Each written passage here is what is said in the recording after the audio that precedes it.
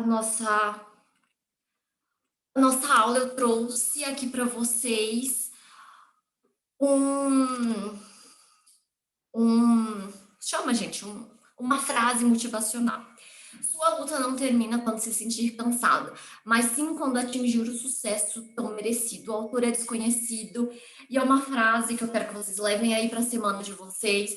Realmente, às vezes a gente se sente extremamente cansado dos nossos problemas, do nosso trabalho, às vezes até da nossa família.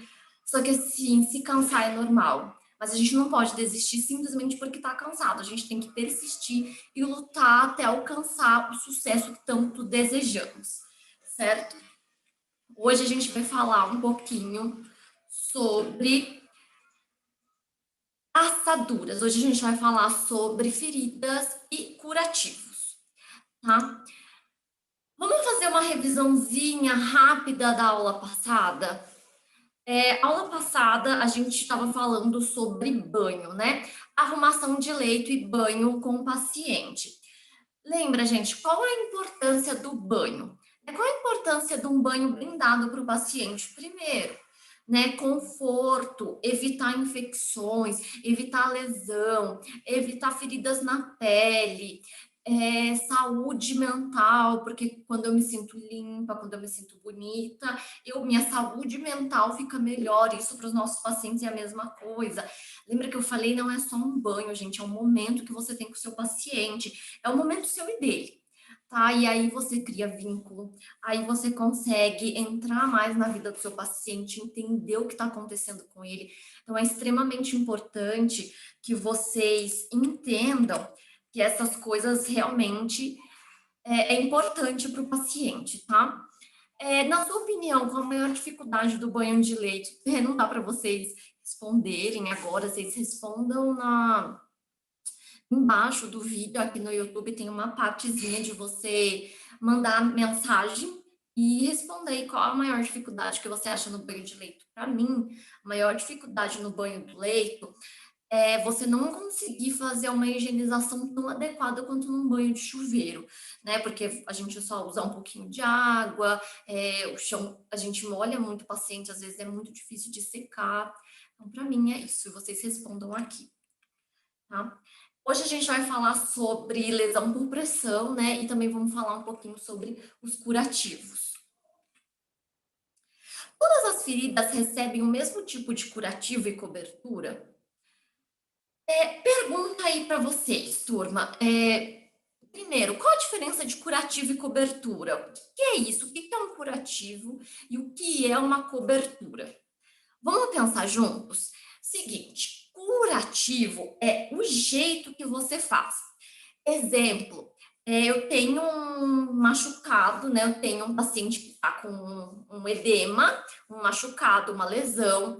Eu tenho alguns tipos de curativo que eu posso usar. Exemplo, curativo fechado. O que é um curativo fechado? É quando você pega a gás e põe naquele curativo e gruda os quatro lados. O curativo fica fechado.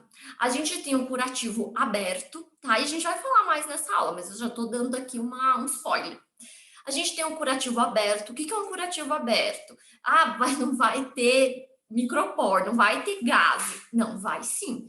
Eu vou pegar a gás e vou pôr em cima desse machucado e vou fechar só dois lados. Então, vai ficar dois lados abertos, tendo uma passagem do ar aí.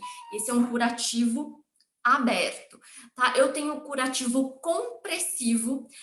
Gente, o único que eu consigo me lembrar que eu já usei, que eu uso atualmente de curativo compressivo, é a bota de Una.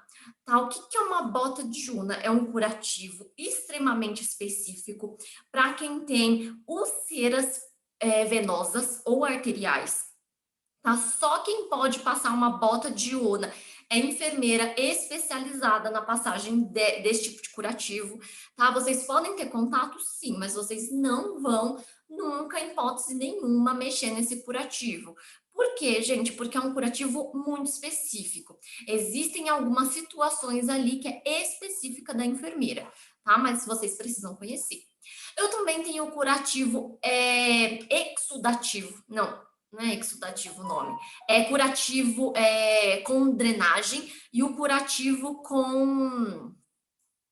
Quando eu coloco líquido, tem um nome que eu vou trazer aqui para vocês. Mas o curativo com drenagem é quando eu tenho um curativo que tem, por exemplo, um dreno para sair água.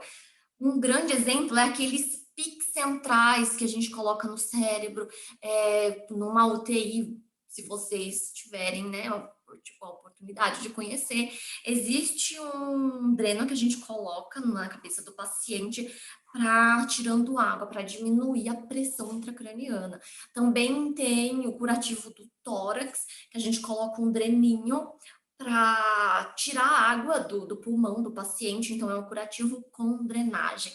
E eu também tenho curativo com líquido, que eu preciso colocar líquido no curativo. A gente coloca um caninho dentro do curativo e vai colocando água ali dentro.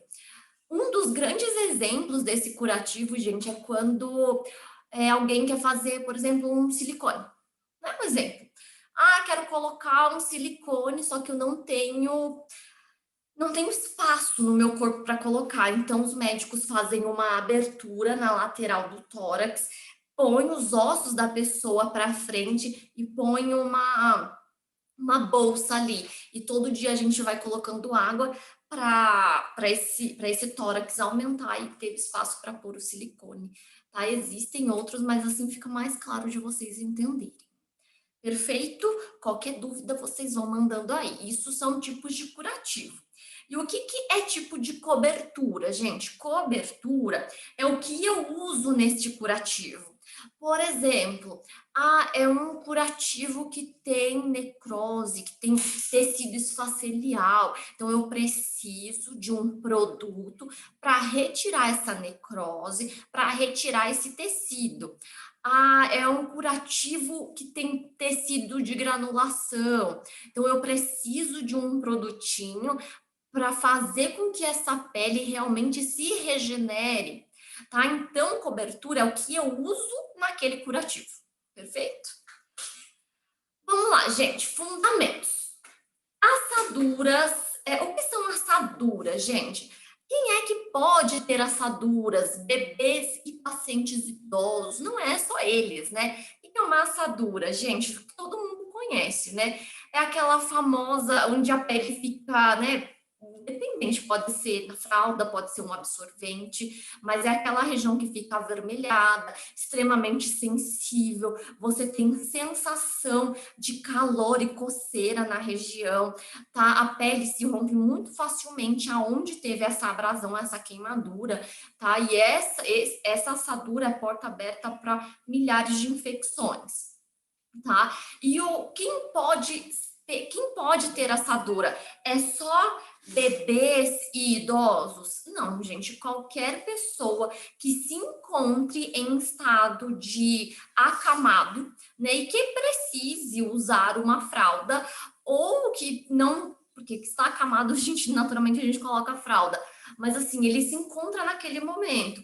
Por exemplo, hoje, com muitos pacientes que estão desenvolvendo Covid, estão ficando entubadas, estão ficando em sedação séria dentro da UTI, todas essas pessoas estão usando fraldas. E não são idosos nem bebês, às vezes são pessoas adultas, adolescentes, e eles também podem desenvolver a assadura. Mulher que usa o absorvente e não tem costume de trocar durante o dia, também pode desenvolver uma assadura naquela região. Há pessoas que têm a incontinência urinária, precisa usar aquele absorvente para segurar, também pode desenvolver a assadura. Pessoa que se encontra em estado acamado no momento, pode desenvolver assadura. Então, a gente tem que saber como lidar e como evitar essa assadura, tá? Eu não posso deixar com que isso, né, uma pequena assadura, se rompa e venha virar uma lesão. Tá? Ou o que eu posso fazer para evitar que esta pessoa que está acamada agora ou que está usando fralda não desenvolva essa lesão? Primeira coisa, gente, não deixar a pele ficar úmida. O que significa isso? Fazer troca de fralda com mais frequência, né? Tem gente que faz um xixi, não vou trocar porque a fralda tá cara.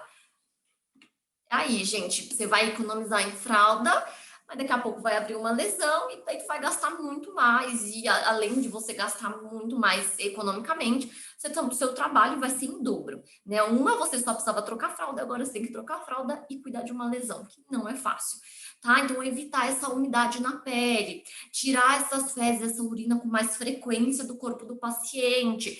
Se ele estiver suando muito, gente, paciente acamado, eles soam muito.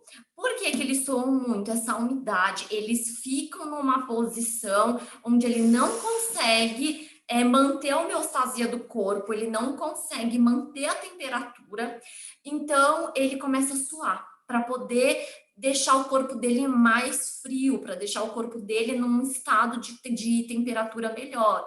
E esse suor em excesso também vai fazer ter uma assadura, e às vezes não é nem só na região da fralda, é em qualquer região de proeminência óssea. Então, evitar que esse paciente fique muito tempo molhado com esse suor. Fricção e cisalhamento, que a gente já conversou, evitar a fricção e cisalhamento, relembrando, a fricção é quando eu puxo, né, a roupa, o lençol, e o cisalhamento é quando eu deixo cobertor dobrado, roupa dobrada, ou algum objeto na cama, esqueci na cama, sei lá, gente, um microporo, uma gaze, qualquer coisa que você esqueça ali, pode causar o cisalhamento. Tá? Uma coisa importante, gente, a limpeza dessa região íntima. Me desculpem, o barulhinho da minha filha. O que que eu posso fazer para evitar, né? Eu tenho que limpar adequadamente. O que a gente mais usa para limpar a região íntima e, de certa forma, o paciente em si, quando ele está sujo de fezes ou urina, a gente usa muito lencinho umedecido. E a gente sabe muito bem que os lencinhos umedecidos, a maioria dos lencinhos do mercado, eles vêm com uma solução aquosa, que é com álcool. E eu não posso usar nenhum tipo de álcool nessa região. Por quê? Porque é uma região muito sensível. Tá? Então, se você usar álcool, aquela região vai ficar ressecada, vai tirar muito da hidratação daquela pele, fazendo com que o paciente crie uma alergia, crie uma assadura e, por fim, uma lesão. Então, o que você pode fazer? Que eu sempre faço, gente, usa algodão com aguinha geladinha mesmo, para aquela pele ficar mais calma, mais relaxada. Ai, professora, não tem condições de usar isso. Então, escolha uma toalha, né? Nem um lencinho, uma toalha umedecida boa, que não tenha álcool na sua composição. Perfeito? E se por eventualidade só tem aquilo, é aquilo que você vai usar, use e imediatamente já hidrate aquela pele. Tá? Você já vai passar ali alguma coisa para hidratar. Ah, professora, então eu vou usar o óleo essencial de girassol, vulgo, né? Que a gente chama de Dersane, que é a marca do produto. Gente, não vai usar Dersane e nenhum tipo de óleo na região que usa fralda, tá? Porque, gente, imagina só, é um óleo. É um óleo que você colocou na pele do paciente e você está aquecendo aquele óleo por conta da fralda, né? Você está abafando o local e você está aquecendo.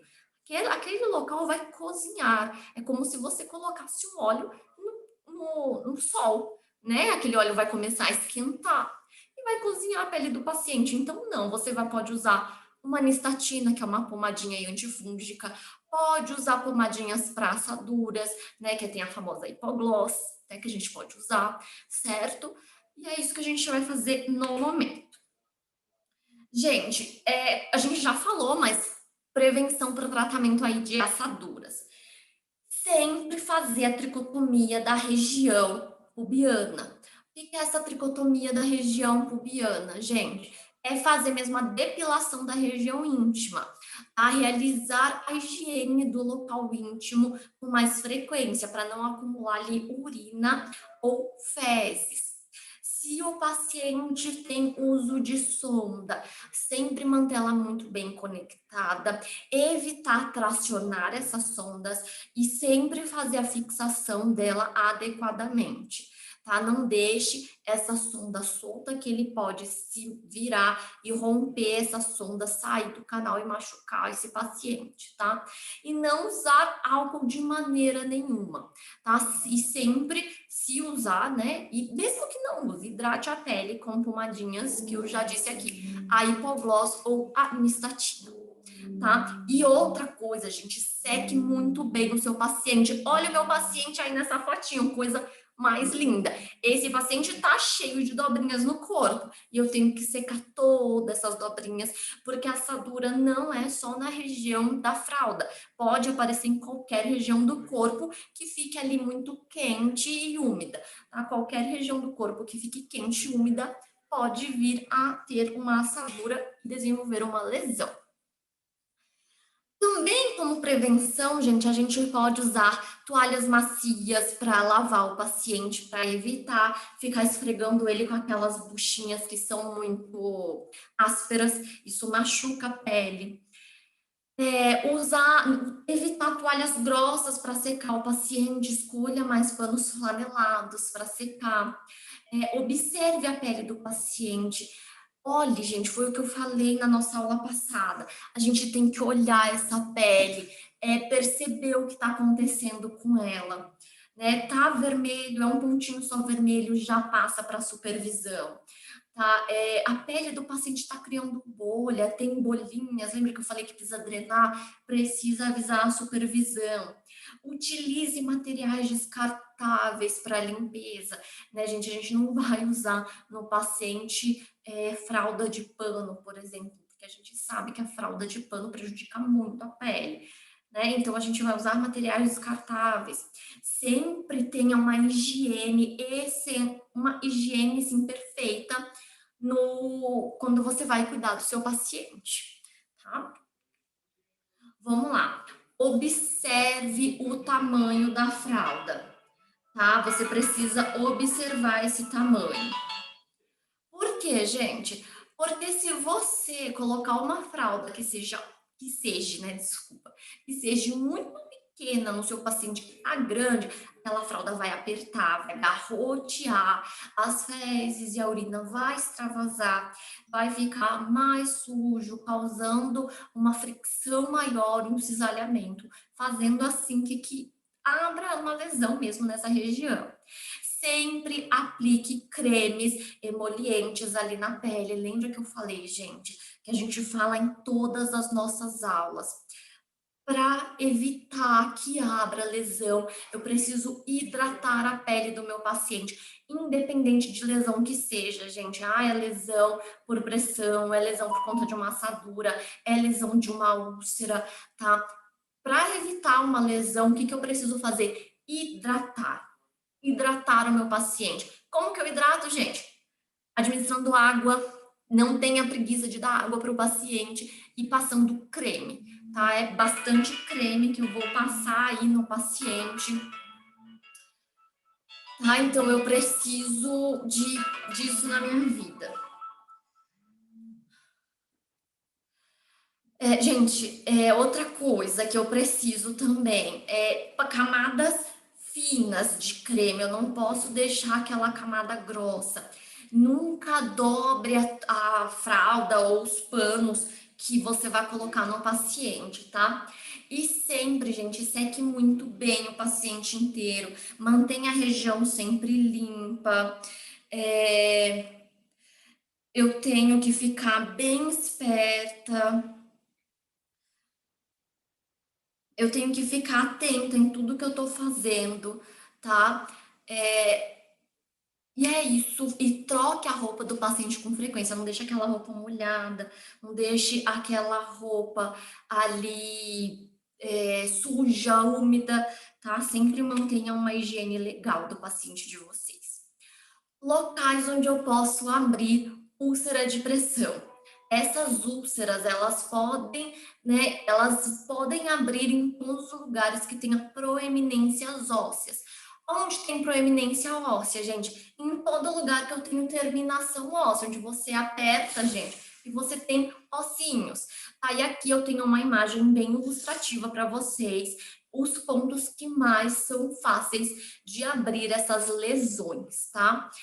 E como que eu preciso evitar aí, gente? Preciso evitar principalmente, né, que esse local fique pressionado por muito tempo. Então, o que que eu tenho que fazer? Fazer mudança de decúbito. Lembra lá do reloginho de mudança de decúbito? A cada 2 horas eu viro o meu paciente. Tá em decúbito dorsal, vira em decúbito lateral, dorsal e outro decúbito lateral, tá? Também posso colocar colchão casca de ovo. Colchão casca de ovo, ele evita aí você ter essas lesões. Não é o melhor colchão, na minha opinião. Para mim, o melhor colchão é o colchão, se eu não me engano, é pneumático, tá? É um colchão que ele vem, é um tipo um plástico, né? Ele vem com ar. Só que tem uma máquina no colchão que ele fica inflando e desinflando conforme você vai mexendo no paciente. Então é maravilhoso.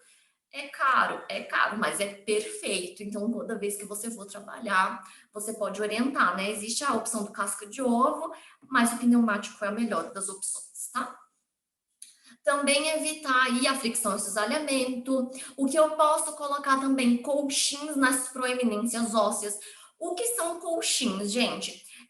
Pedaços do colchão casca de ovo. É você pegar um colchão casca de ovo e cortando ele e colocar na região. Por exemplo, no cotovelo, põe um aqui, põe o outro, põe os pés. Ah, mas professora, não tenho condições. Lembra que eu falei, gente, a área da saúde, a área da gente fazer com que a gente tem? Por exemplo, eu cuido do meu paciente, como que eu faço? Eu não tenho também, né, casca de ovo para ficar cortando aí que é caro. Então eu pego travesseiro e coloco nas regiões, eu enrolo, sabe esses cobertores bem fofinhos, que eu não sei de que tecido que ele é, mas ele é bem fofinho. Eu enrolo ele, ponho no braço do paciente, ponho no outro, ponho no meio das pernas, ponho no pé. O meu paciente fica todo ali confortável. Então é isso que a gente vai fazer, tá? E sempre, gente, quando você vê uma região que está ficando avermelhada, já avise a supervisão e já comece com um tratamento paliativo. Aqui, gente, eu tenho uma foto, né, para vocês das lesões por pressão. Aqui eu tenho os graus e eu tenho os tecidos para a gente conversar, tá? Primeiro aqui, primeiro tecido que a gente vai conversar. Eu tenho. Não, vamos falar sobre os tecidos agora, vamos falar sobre o grau ali da lesão. Primeiro, eu tenho o primeiro, segundo, terceiro e quarto grau, e depois eu tenho o quinto, que ele é inclassificável, tá? O primeiro estágio da lesão por pressão, a pele, olha como é que a pele tá aí, tá avermelhada, tá bem sensível, fácil de se romper, ela tem uma película esbranquiçada e naturalmente ela se encontra em alguma proeminência óssea. Então é aí que eu tenho a minha o primeiro estágio de uma lesão, né? Que a gente chama até de assadura, essa parte aí. O que que eu tenho que fazer? Isso aqui já é indício que vai abrir alguma coisa. Então, o que a gente vai fazer? Todas essas dicas que eu já dei, tá? Hidratação, água, os colchões casca de ovo, colchão pneumático, passar as pomadas, fazer a mudança de decúbitos. Aí você não abre, tá? Segundo estágio, gente, aí você já tem uma pele parcialmente rompida, você encontra bolhas nessa região, tá? E apresenta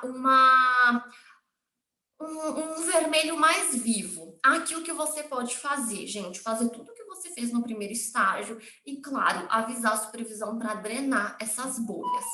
Drenou as bolhas, gente, a lesão vai diminuir e se você cuidar direitinho, não vai abrir, não vai chegar na terceira fase.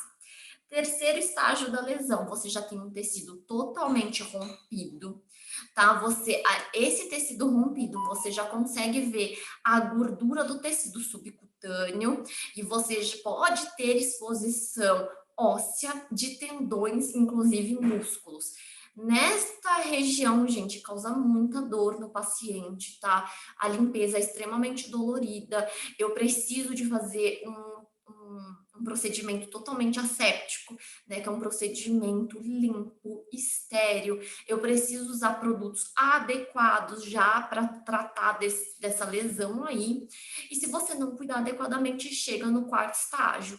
O quarto estágio, gente, você já tem exposição total dos tecidos. Aí você já consegue ver exatamente tudo, se enxerga osso, você pode ter tubulações aqui. E nessa fase, o paciente quase que não sente mais dor. Por quê? Porque os tendões e os nervos já foram totalmente rompidos. Então, ele não tem mais sensação aí de dor, tá? Tem pacientes que ainda têm dor, mas naturalmente nessa fase não há mais tanta dor assim. E se você não cuidar, gente, chega na fase que é inclassificável. O que é uma fase inclassificável? É quando você tem necrose na região, quando o tecido está podre, quando tem um cadáver, né, quando tem uma parte morta no seu corpo. E esse tecido, ele é negro, né? Ele é bem preto mesmo, como vocês conseguem ver aí. Um cheiro extremamente fétido de carne podre. É muito desagradável o cheiro, gente, é horrível, tá? E nessa fase não tem como classificar mais, e o tratamento aí é bem demorado, muito difícil, risco de sepsemia, risco de altas infecções, então é bom não deixar chegar nessa fase. Se chegou, aí tem que tratar. Tá? E aqui, gente, só para título de curiosidade, também para o conhecimento de vocês, eu tenho os tecidos aí, gente. Deixa eu ver. Ah, aqui, ó, vocês conseguem ver pela minha setinha. Tá vendo esse tecido mais rosa aqui na borda? Primeira coisa. Borda da ferida, gente, eu chamo de borda, tá? Tudo que é isso aqui, ó, é uma borda da ferida. Dentro eu chamo de leito. Ó, eu classifico em largura e comprimento, tá? Eu tenho que saber o tamanho aí dessa lesão para a gente poder tratar ela adequadamente. Descobrir onde é a borda, descobrir qual é o leito da ferida, eu vou pensar aí nos tecidos que essa ferida se encontra. Vamos falar primeiro dos tecidos desvitalizados. O que são esses tecidos? Tecidos mortos, tecidos que precisam ser retirados da minha lesão.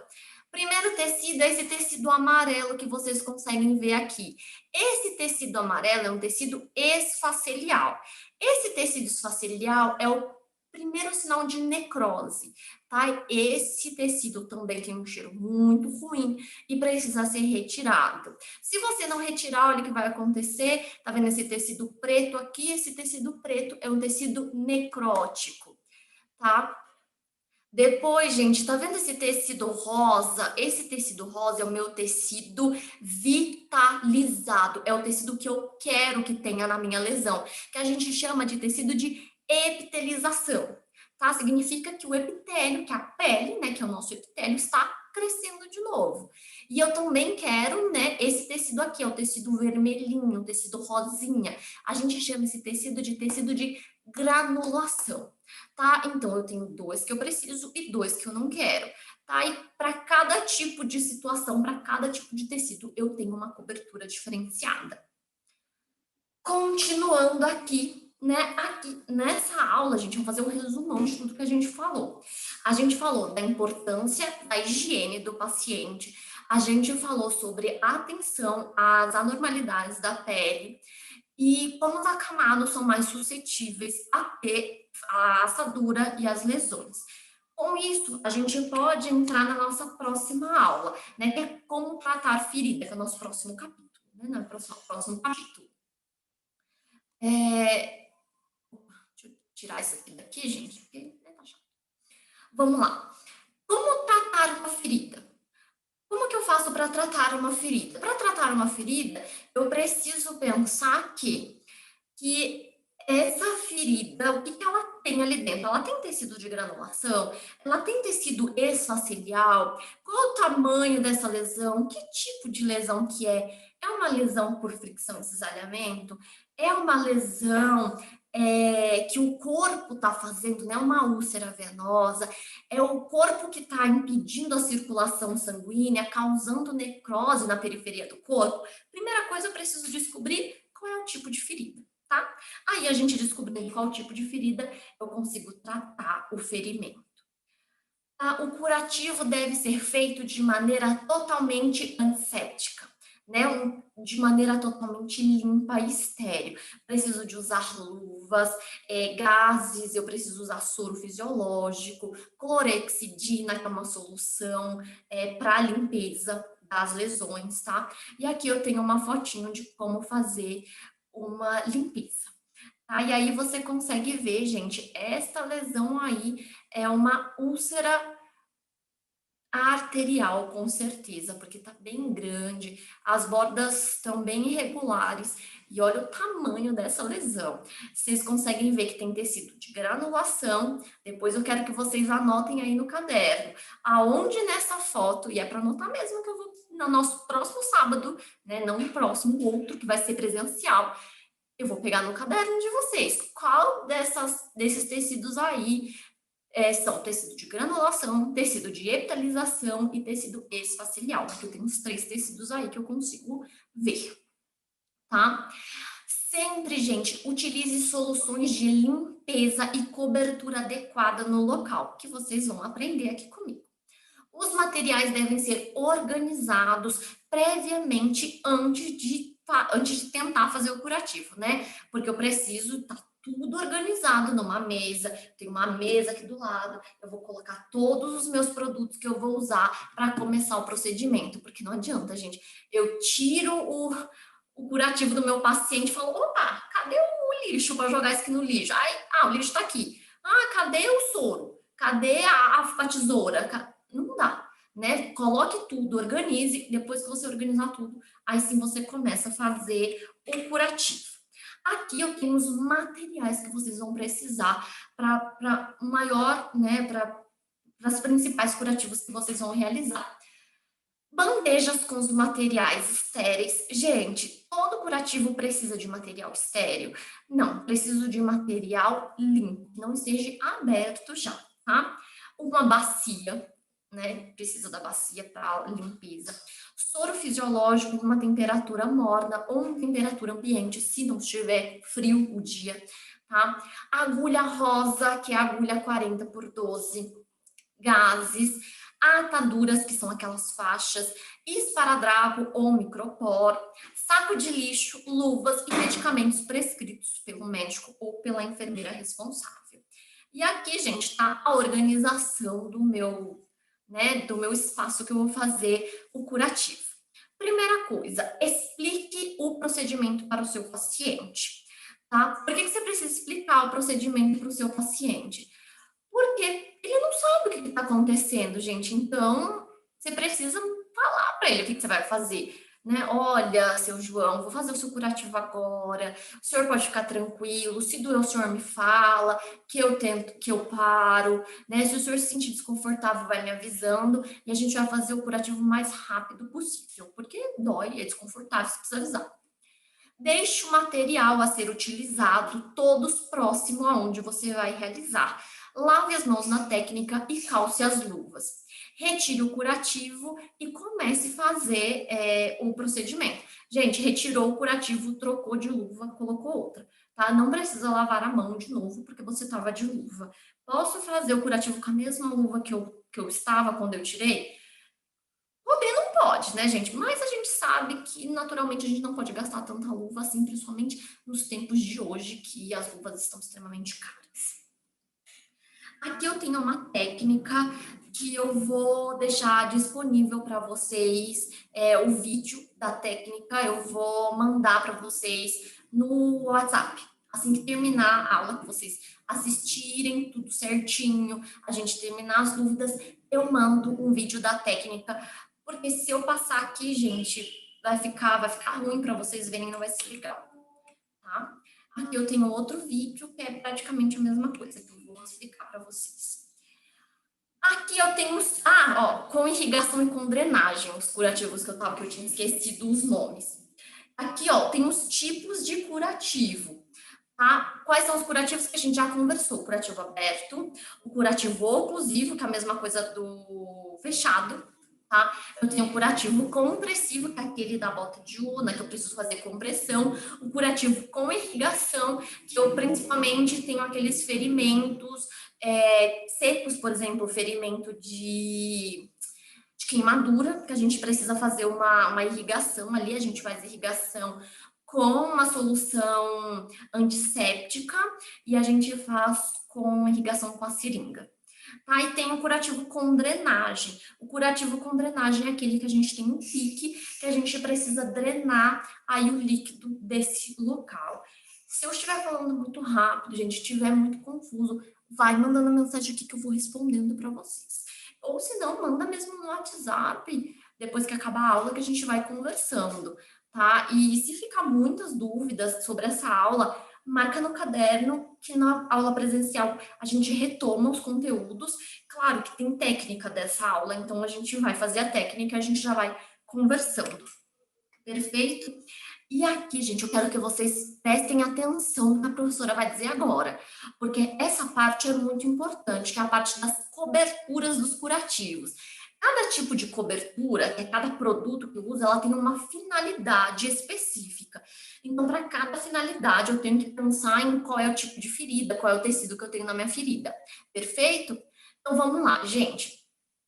Eu tenho, o primeiro aqui é o meu hidrocoloide. O que é esse hidrocoloide? Ele tem pectina na sua região, ele é gelatinoso e ele também tem alginato de cálcio. Ele se apresenta, gente, parece uma placa de gelatina laranja, assim, é um quadradinho, não pode cortar, tem que usar do jeito que ele veio para você, tá? Para que serve esse hidrocoloide? A indicação dele é para ferimentos pouco exudativos e que não tenha nenhum tecido desvitalizado, tá? Então, o que é, gente? Aquela lesão que está em primeiro ou segundo grau, então já posso colocar para não abrir. Tá? Observação. Pode ser associado hidrocoloide em pó também, né? Você pode associar o hidrocoloide com pastas em pó para as úlceras mais profundas. E a capacidade de absorção do hidrocoloide consegue aí estabelecer uma homeostase naquela lesão.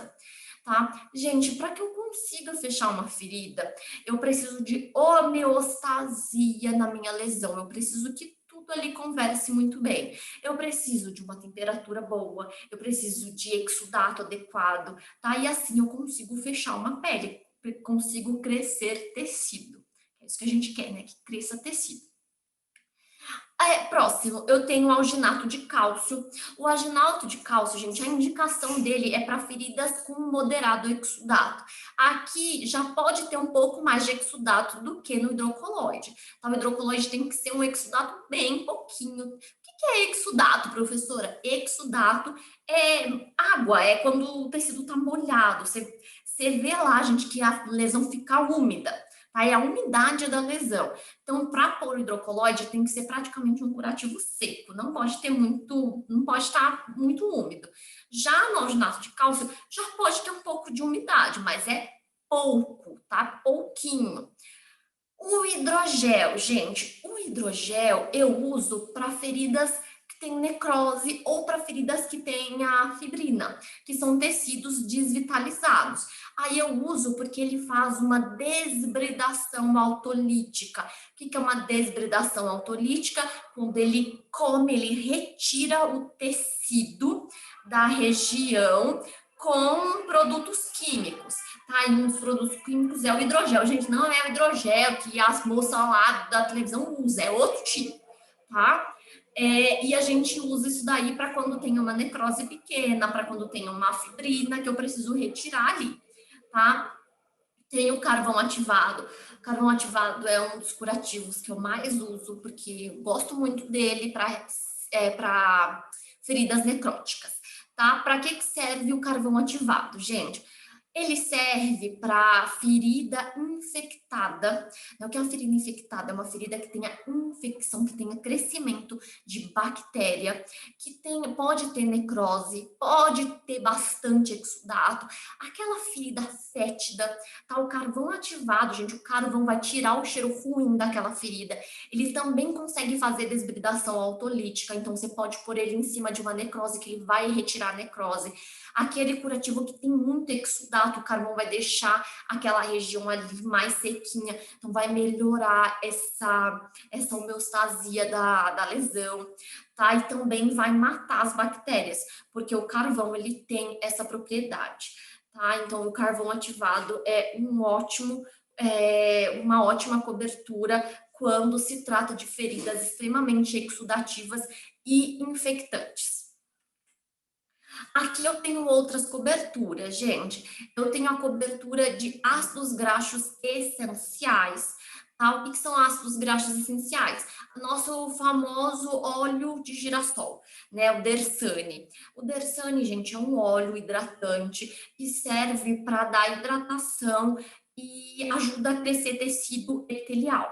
Então, eu posso colocar sempre, em qualquer tipo de ferida, de lesão, eu posso colocar na borda aí para ajudar a crescer tecido epitelial, tá? A placa de hidrocolóide a gente já conversou, o hidrogel também. Papaina, gente, para que serve a papaina? A papaina, ela é a principal cobertura para fazer desbridação autolítica. Tem necrose, o que a gente vai usar em primeiro lugar antes de pensar em qualquer coisa? Papaina. Se a papaina não soltou, aí a gente pensa em outras possibilidades, tá bom? E a papaina precisa ser manipulada e precisa saber muito bem usar a papaina. Porque, gente, a papaina, na hora que você coloca na pele, ela corrói. Se cair um pinguinho no seu dedo, começa a queimar, arde muito, pode até abrir uma ferida, tá? Então, quando você colocar a papaina na necrose, sempre coloque um chumacinho de gás ao redor para que essa papaina não escoe para os tecidos bons, né? Para que não consuma, para que não coma o tecido vitalizado da sua lesão. Tá? Eu também tenho a colagenase.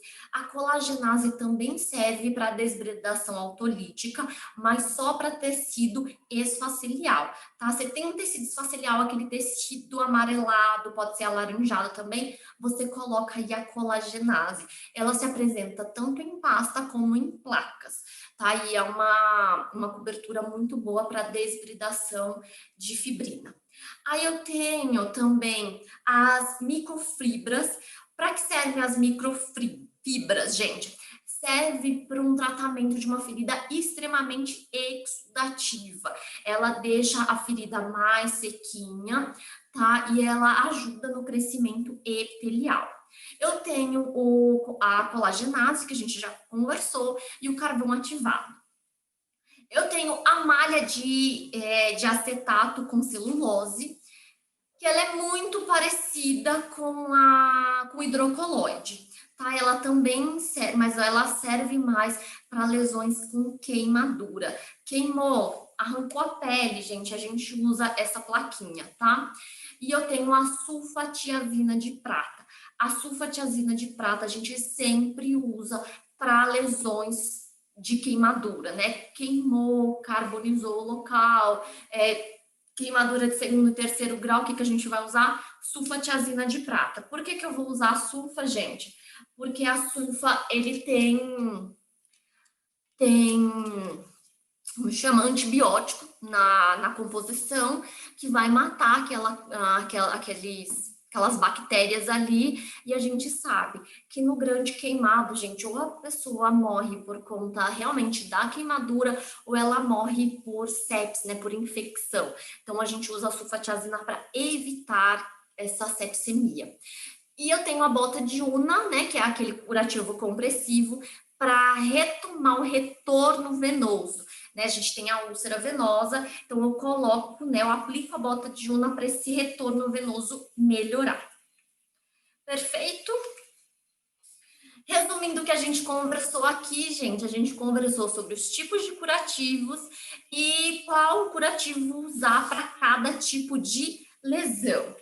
Qualquer dúvida, respondam essas questões aí no caderno e eu vou pegar essas questões na nossa próxima aula. A gente vai responder juntos aqui na nossa próxima aula, tá? Não deixem de mandar as dúvidas para mim. Se vocês ficarem com muitas dúvidas, marca no caderno e a gente conversa.